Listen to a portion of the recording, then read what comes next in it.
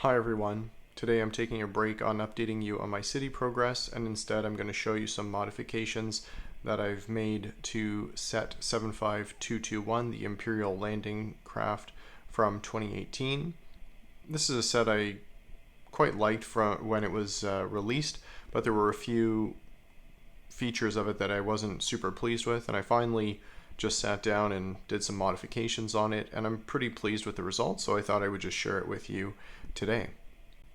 On the inside of the cockpit, I upgraded the interior to make it look more tiled and sleek. So if we remove the pilot, you can see that he now has two control sticks on either side. Behind him, he has some personal supplies, so a clip which holds a blaster pistol, and then there's a supply canister for emergency situations. So if the spaceship goes down and the pilot survives, he has means for survival until a search and rescue operation is mounted, even if that is unlikely in the Empire.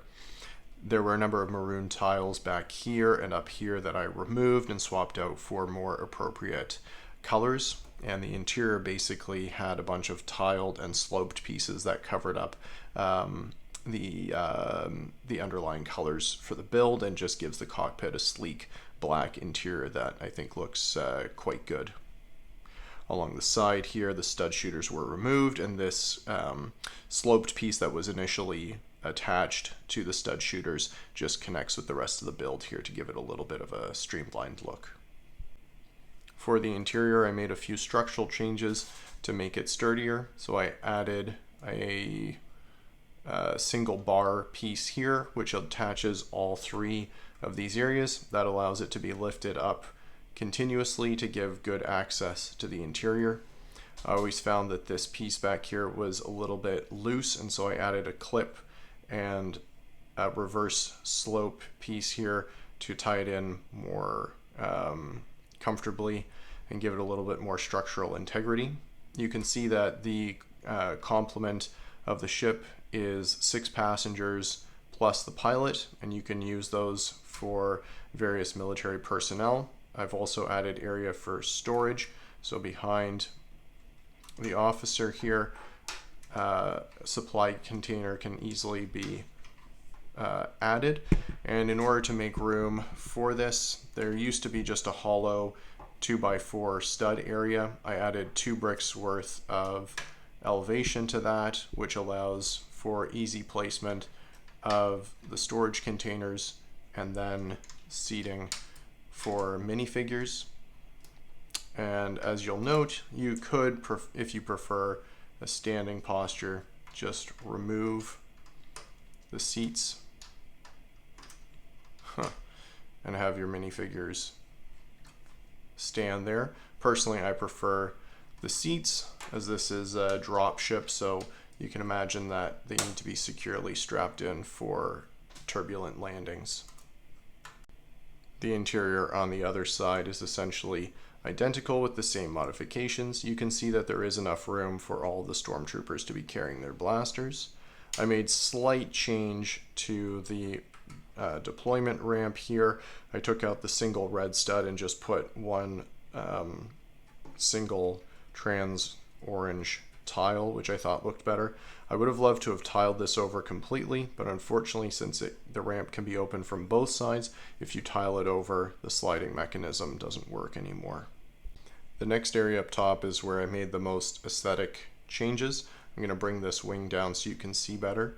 So these two pieces used to be tan colored, and I thought that stuck out very badly, so I just made them all the dark gray, and that looks much nicer.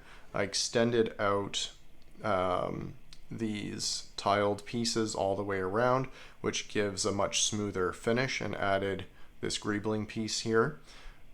For the upper fin, I actually removed a large, almost triangular piece here that was covering all of this. And in subsequent shuttle designs like the Shuttle Tidarium and Imperial Shuttlecraft, they actually moved away from having any plate covering the brick-built fin, and I thought that looked much better. So I changed out a few color pieces here, swapped out blue Technic pieces for white ones, and the fin ends up looking nice and smooth without a whole bunch of studs that used to be there. And of course that was done on both sides. Back here, again, a lot of it was just adding in various smooth and sloped tile pieces to complete the finish. A couple of these pieces just to add a little bit of texture.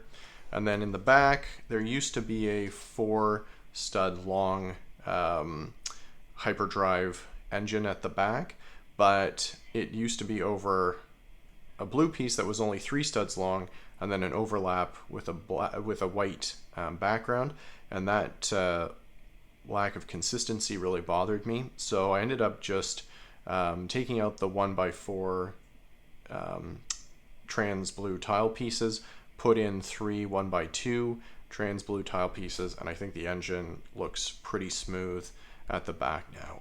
The underside here also used to have a brown, I think 4x4 tile piece that I swapped out for black, and now the color scheme is much more consistent. I was able to make all of these changes with pieces that I already had in my collection, which is always a nice feeling, and I ended up with an end product that I was much happier with, that I think looks much sleeker and smoother and is much better on display and is a nice addition to my growing Imperial Army.